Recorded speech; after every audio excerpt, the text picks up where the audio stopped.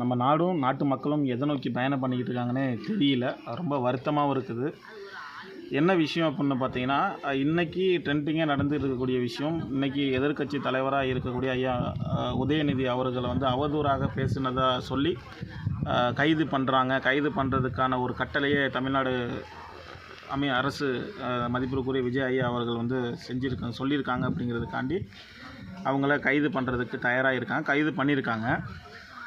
நான் அந்த கட்சி சார்ந்த நபர் இல்லை, யதார்த்தத்தை பொதுவாக நம்ம பேசுகிறோம். இதே ஒரு மாதத்திற்கு முன்னாடி கர்நாடகா காவேரி நீர் சார்ந்த பிரச்சனையை நம்ம இந்த அளவுக்கு தீவிரமாக, இன்றைக்கி எப்படி அவர் அரெஸ்ட் பண்ணுறதுக்கு தீவிரமாக இருக்குமோ அந்த மாதிரி அதை தீவிரப்படுத்தி தமிழ்நாடு அரசு வந்து கர்நாடகா நீருக்காக வேண்டி தீவிரப்படுத்தி இருந்தார் அப்படின்னா பெரிய பாசிட்டிவாக இருந்திருக்கு. ஏன்னா நேற்றுக்கு வந்து ஆடிப்பெருக்கு, ஒவ்வொரு வருடங்களும் ஆடிப்பெருக்கில் வந்து காவேரி கொள்ளிடம் ஆறுகளில் தண்ணி பெருக்கெடுக்க போகும். அப்போ தண்ணியை வணங்குவாங்க.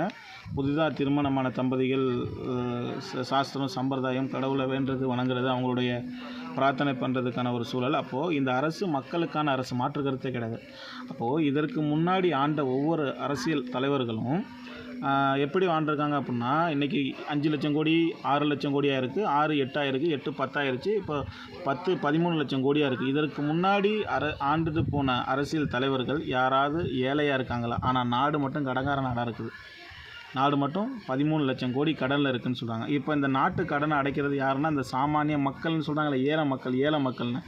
உண்மையிலுமே மக்களுக்கு என்ன நடக்குதுன்னே தெரியாமல் இருக்குது இன்றைக்கி கிராமத்தில். எங்கள் ஊரில் போய் பார்த்தீங்கன்னா வச்சுங்களேன், இன்றைக்கி உதயநிதி ஐயா கைது பண்ணுறாங்கன்னா அது தெரிலப்பா அப்படின்னு சொல்கிறாங்க. அப்போது உண்மையிலுமே நிறையா மக்களுக்கு செய்கிறேன்னு அரசியல் தலைவர்களே சுரண்டி சாப்பிட்டுருக்காங்களா அப்படிங்கிற மாதிரியான ஒரு கோரிக்கை வைக்கிற மாதிரி ஒன்று.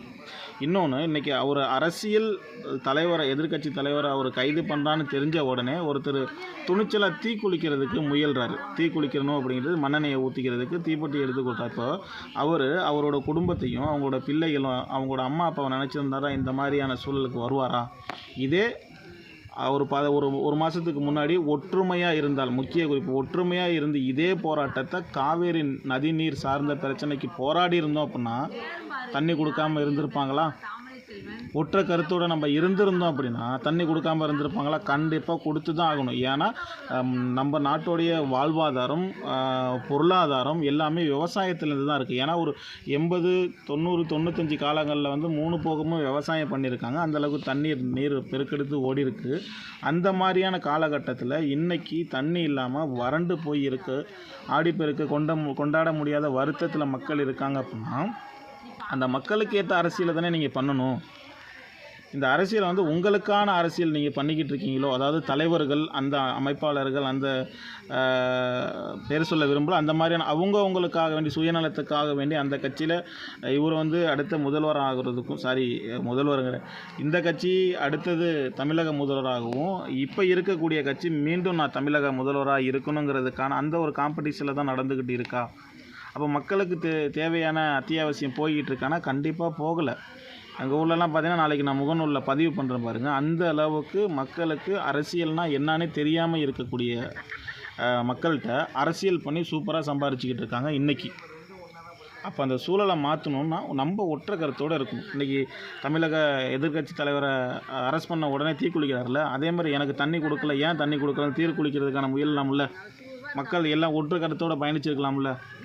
அப்போது அது ஒரு சில படத்தில் சொல்லுவாங்க, நம்ம ஒற்றுமையாக இல்லாதனால தான், கிராமத்தில் சொல்லுவாங்க, நம்ம ஒற்றுமையாக இல்லாதனால தான்டா கண்டவங்களாம் நம்மளை வந்து சண்டைக்கு வரான், நம்மளை மிரட்டி பார்க்குறான், நம்மளை எதிர்த்து பார்க்குறான். நம்ம ஒற்றுமையாக இருந்தால் வரமாட்டான். அவங்க ஒற்றுமையாக இருக்காங்கடா, நம்ம ஒன்றும் பிரச்சனை அப்படின்னா அவங்க ஒன்று சேர்ந்துருவாங்கடா அப்படின்ட்டு. அது மாதிரி நம்ம ஒற்றுமையாக இருந்தால் தானே நம்மளோட நீரை வாங்க முடியும். நம்ம அன்றாட இன்றைக்கி தஞ்சாவூர், திருவையாறு, கும்பகோணம் இந்த மாதிரியான மாவட்டங்களுக்கு தண்ணி கிடைக்கும். அப்போ விவசாயம் பண்ணுவாங்க. தண்ணி இருந்தால் தானே விவசாயம் பண்ண முடியும். விவசாயம் பண்ணுறதுக்கு தண்ணி வேணும். அப்போ தண்ணி வேணும்னா மரம் வளர்க்கணும். மரம் வளர்த்தா தானே மேகத்தை அறுவடை பண்ணணும். மேகம் மூலயமா மழை கிடைக்கும். இது எல்லாமே ஒன்றை தொட்டு தான் இருக்குது அப்படின்னா நம்ம பல கோணத்தில் யோசித்து இவங்களை இந்த கட்சி அந்த கட்சி போகிற சொல்கிறது, அந்த கட்சி இந்த கட்சியை போகிற சொல்கிறது மூலயமா மக்களுக்கு நல்லது கிடைக்காது. ஆனால் அவங்களுக்கு மட்டும் நல்லது கிடைக்குது. ஏன்னா இதற்கு முன்னாடி ஆண்ட எந்த அரசியல் தலைவரோட பிள்ளைங்களாவது ஏழ்மைனா என்னென்னு தெரிஞ்சுக்குமா? கண்டிப்பாக தெரிஞ்சிருக்கான வாய்ப்பு இல்லை. ஏழ்மை அப்படின்னா இன்றைக்கி எங்களை சார்ந்த மக்களை பார்த்தா தான் தெரியும் அப்படிங்கிறத பதிவு பண்ணுறதுல கடமைப்பட்டிருக்கேன். பார்ப்போம். நன்றி, வணக்கம்.